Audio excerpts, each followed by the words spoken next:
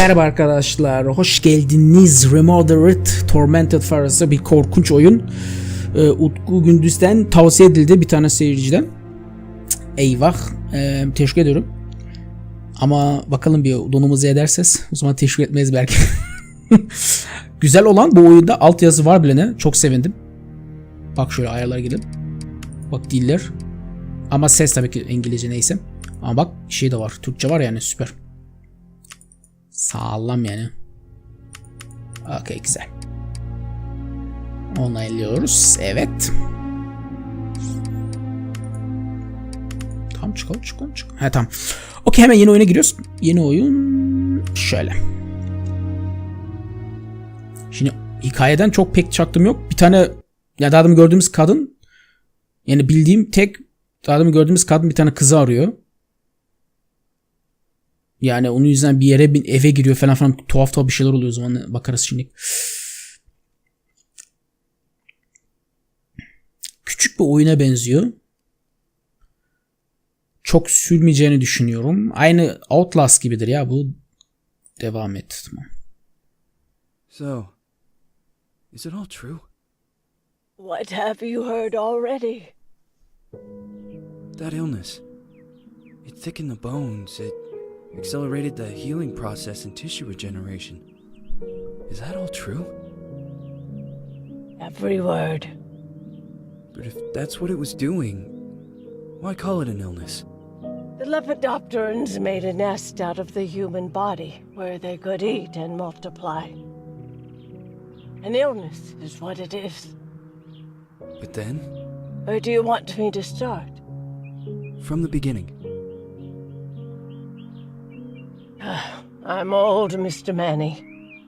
My memory is not one of my strong points. Well, for example, why do they call you Madam Svenska? A name is just a trace. It is our business card, our identifier. It presents us to the world. But does it tell our story or really describe who we are? I swear I know 3 or 4 idiots with the same exact name. Well, yes. But we are not made of that name. It is given to us. Süper Other yapmışlar people yani güzel choose it altyazılı. for us, whether it suits us or not. It doesn't tell us who we really are. That name will not give us any answers. It is only through growing old that we become the answer to the questions of our childhood. And living in Sweden the last 30 years has definitely inspired this affectionate moniker. And so, Madam Svenska, it is. And yet you come back to Italy. Why? Because I forgot. But I also forgot that I had promised to remember. Tell me. Please Ağlattın lan excuse yazık. me. Sometimes my memory needs to be jogged. There's always been a song that, as well as the name you refer to so much, has labeled my whole life, has given it a name, and it's from a name. If you can believe how bizarre and sometimes unbelievable my confused memories are to describe that all this began. Oho hikaye anlatıyorum. Okay. Say goodbye. Hearty flush from my eye. Missing, Lost Child, Celeste, Felton. O mu yani o kaç? Okay. If you fly, you lose something in the sky. Come on, let's dance. I will Görüntü falan gözükmüyor. give me a kiss, so you know what you're gonna. Tamam silahlı falan mı merak ediyorum. Nasıl bir oyun? Mekanizm nasıl yani? If you fly, Mesela Outlast'ı tek kaçabiliyorsun. Resident Evil'de sıkabiliyorum bakalım nasıl olacak. Ama ben öyle çok bir şey yapamayacağını düşünüyorum ya. Yani Resident Evil dediğimiz Outlast gibi olur diye düşünüyorum. Galiba göreceğiz.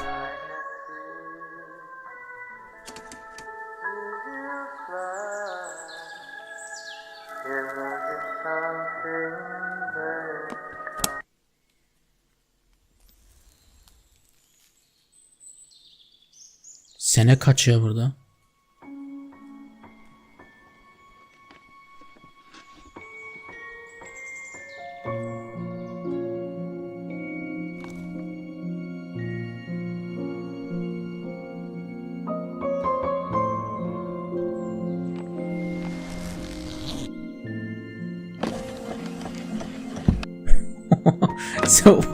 Bu abla bu araçla ne? Fabrikadan mı geldin oğlum?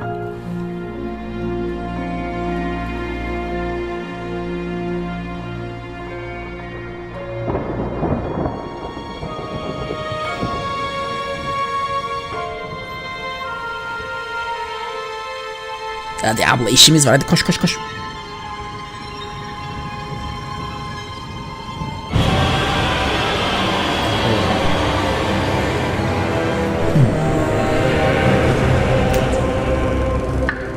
Bakalım kalp atış burada nereye kadar gidecek. Zaten başına çok oluyor da oyun içine girelim azıcık düşer. Tamam bak. Chris çok güzel yazmışsın. Tamam oyun böyle gözüküyor. Okay. Feels like it's gonna rain again. Yağmur yağacakmış.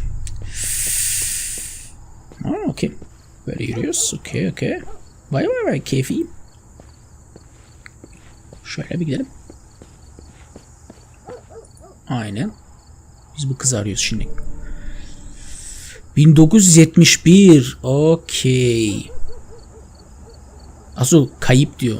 O zaman kaç sene 13 yaşındamış. Ama da adamın gösterdiği fotoğrafla alakası yok. Sarışın da o.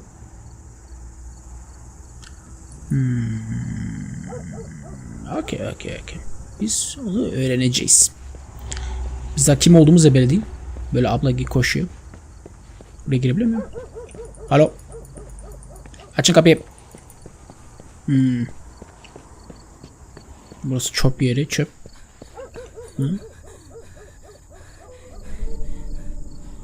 Buradan kes. Şuradan kes. Ay ne güzel ya. Resmen yama Türkçe. Süper yapmışlar ya. Hiç düşünmedim. Beklemedim ha. Ama ben yine şansımı dönüyorum hepten. Zaten Türkçem süper değildi ama gene de yani oyunu öyle oynamak daha iyi oluyor. Geliştirelim yani Türkçemizi. Okey. Koşuyoruz böyle. Tamam buraya geldim. Ablanın ne görüyorum burada? Okey. Wow.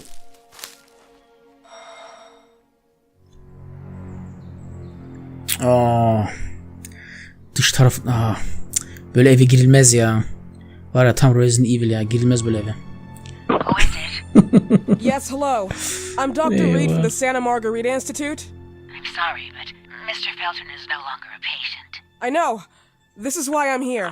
Bak Felton. Hello? Bunun kızı Anyone? kaybolmuş. Açsana bir.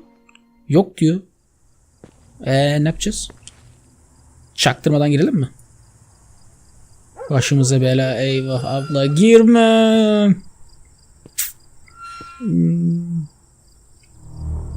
Uf, eyvah bak tam cehennem dibi. Ama bahçesinden böyle bir azıcık fena gözükmüyor aslında.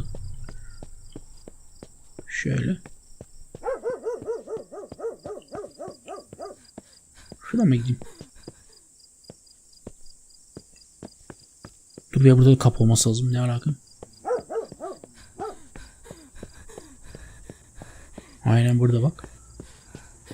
Çık bakalım abla, çık bakalım abla. Yok burası. Burası yan. Denelim. Oha abla koşa koşa nefesin. Burada kapı. Açabilir misiniz? Hello? The gate was open. Are you there? Açık Hello? diye. Is anyone there? Sen iyisin ya. Hadi bakalım o zaman. Tamam o zaman. Doğru, başında doğru yetmişiz. Koş koş koş koş koş. Hoplayamıyor değil mi? Ne, şu anda bunu yapamam diyor. Takla mı atabiliyorsun sen? Başka bir şey. Yeterince gücüm yok. Ne? Wow. Ne yapıyorsun sen? Yeterince gücüm yok diyor. Dur o zaman, dur bir. Sen nefes yok dedi mi? Tamam dur bekle dur. Oha, panik etrafına bakıyor. Şimdi gücün var mı şimdi? He, şimdi izin bırakmıyor. İzin vermiyor. Salla. Anlatır ya biz ne yapacağız diye. Neler yapabiliyoruz ya.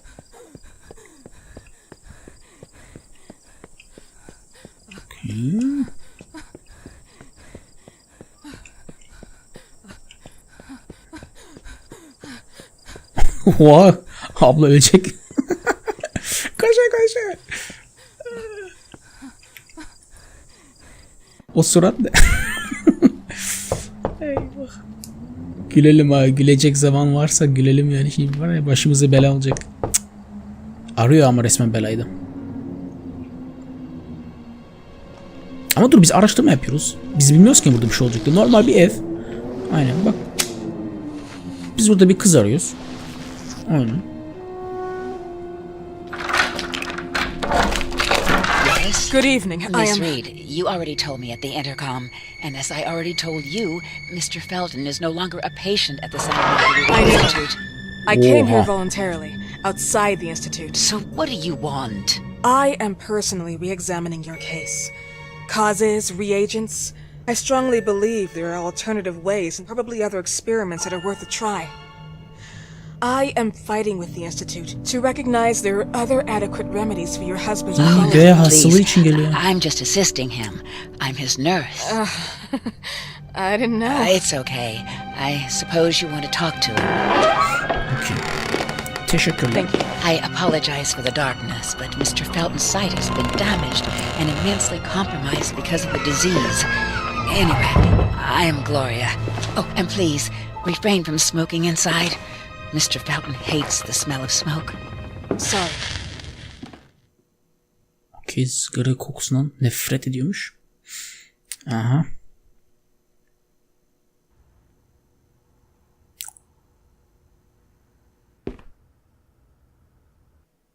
Heh. Oha. Please, this way. Okay. Bad habit. Smoking? Yes, such a shame. Eyvah. Tam böyle iğrenç ev. Zaten böyle Resident Evil ve böyle oyunların sayesinde var ya, ben böyle eve hiç giremem ya. Çok korkunç oyunlar aklıma geliyor. Sen de şuna eyvah.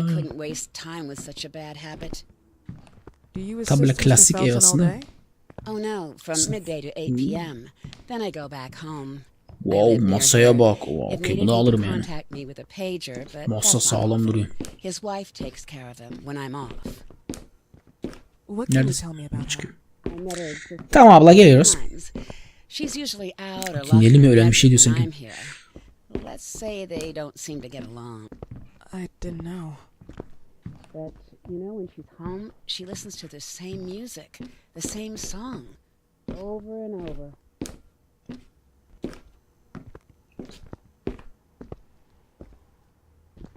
Bu oyuna galiba çok konuşmayıp dinlemeliyim.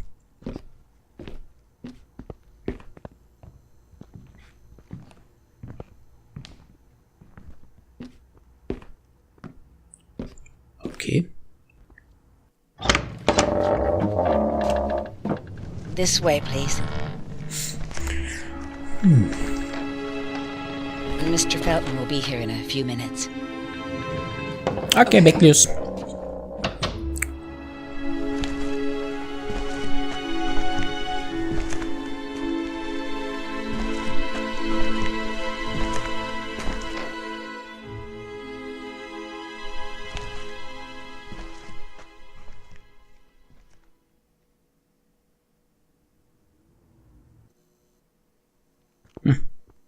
Gözetleyebiliriz şimdi.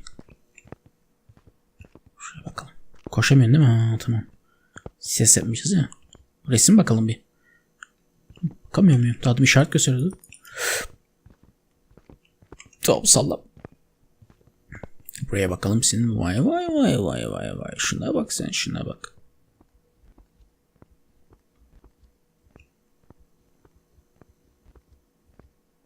Wow, ne güzel. Oha, bayağı büyükmüş ya.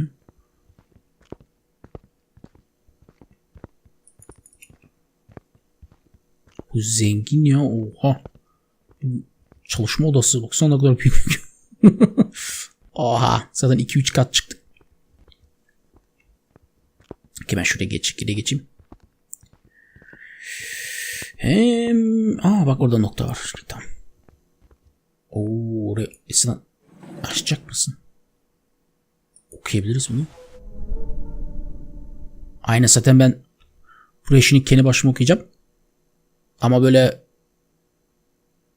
yani bazı yerde okumam yani, tek ama durarım azıcık böyle. Orada herkes kendi başında stop'a basar, okur böyle. Ben çünkü öyle şeyler aslında okumadan geçmek bırakayım ya. Herkes kendi başına şey yapar, stoplayıp da okur. Okey.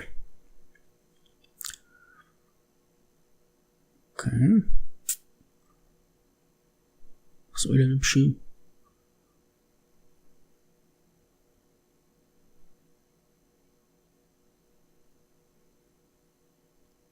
Devam aşağı inmiyor. Oha, ne yapmışlar lan bunu? Zehirlemiş. Diğer tarafa bak. Okay. Oha, çok güzel başladı. Böyle benim. Kızından başlayarak oha, kesinlikle ödeyeceksin diyor. Babasının kim olduğunu bilmiyorum. Oha. Eyvah. Bu işte yamukluk var.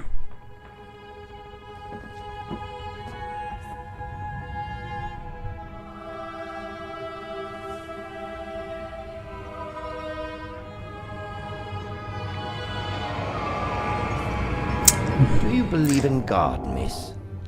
Well, it would be too easy, wouldn't it? I believe in people's willpower. Everything else is not God, but an aptitude or mankind's cruelty. This is the kind of fairy tale I prefer at my age. When you're worn out from an incurable disease, you start having some doubts. Why is there so much life in such small but lethal creatures? An arbiter, that's all we need. For what? It's wrong and crazy. It's human nature. That same nature in which we are equals to those ants eating each other. Oha, ne kadar büyük bu. Pardon me, I forgot my manners. 3 metre mi Please abi? sit down. Dr. Reed, I suppose. Sorry, Mr. Felton. Pleased to meet you. Felton So bu. you already met Gloria. Yes, she let me in. She's a great reference, extremely hardworking, but back to us. I don't recall seeing beautiful doctors like you at the Institute, Dr. Reed. I am flattered, Mr. Felton. I arrived at the Okay, doktor için Institute girdi, just a alakası few yok. months after you left. And you left because... Inadequacy of the sanitary treatments within the structure. That's right. And in a few words... In a few words, they didn't know how to treat my case, and they left me there to die. But it seems that other issues took over. I once or twice refused to go through exams. Mr. Felton, is there anything I can do for you? Oh, Gloria, yes. See if Dr. Reed needs anything. Oh, no. May I offer you a cup of tea or coffee? Espresso? No, thank you. As you wish. How about you, Mr. Felton? No, thank you. I'll keep entertaining our guest. You can go now. You're diagnosed. 1958? Yes, indicatively. Some friends and I contracted the disease while traveling to Egypt, and it got worse. In addition to the disease, the first exam showed some inconsistency. Some hormonal deficiency, overdose of non-prescribed drugs, opiates, phenoxyl. Wasn't it recalled in the mid-60s? Doctor, don't you think that nowadays there are ways to obtain drugs without any prescription? I believe so. According to your file, you still receive your disability pension. Even better, it seems that the beneficiary is your wife, Ariana Gallo? Exactly. She's the one who takes care of me when Gloria is off. How about your daughter? My daughter, Oo başlattı. Celeste, has never come back home. Disappeared. She was adopted, am I right? Evlatlık. Investigators confirmed that she intentionally left. They never suspected a kidnapping since there was no ransom request. How about Weeman? Wasn't he a suspect? A flash in the pan, an idiot who brought confusion by sending warnings and threats. And her birth parents? Dr. Reed, young girls often decide to just go. And this is what my daughter decided to do. Jennifer. What did you say? At times, you'd call her Jennifer. No, my Mr. daughter. Felton, what has really happened to your daughter? I just told you. How about the off-the-record version? I am not sure where you're trying to go with this, but I won't tolerate. I don't have the strength for this now. I know you've been trying to forget her, but this picture might help you to. What is this? Where did you get this picture? Isn't she your daughter? Celeste, or as you called her? Jennifer? I asked you a question. Back of the picture says Jennifer. There is no Jennifer! You thought I was stupid, didn't you, Mr. Felton? Do you really think I'd come here without knowing what I'm Who talking are about? you, and why did you come here? Did you come to my home to threaten me with your condescending Threatening tone? you? So maybe I should ask your wife then. She's not home. Seems like she is. Mr. Felton, I just talked to the director of the Institute on the phone. They have never heard of Dr. Reed. Eyvah. It's not what she claims to be. Well, Miss Reed, if that is your real name, your time here has ended. Please, leave my property. Miss Gloria will escort you out. Please follow me. Mr. Felton, please, tell me what you did to your daughter! Good evening. Follow me.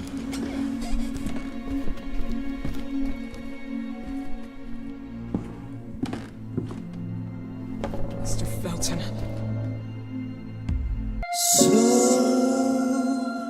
I see you on top of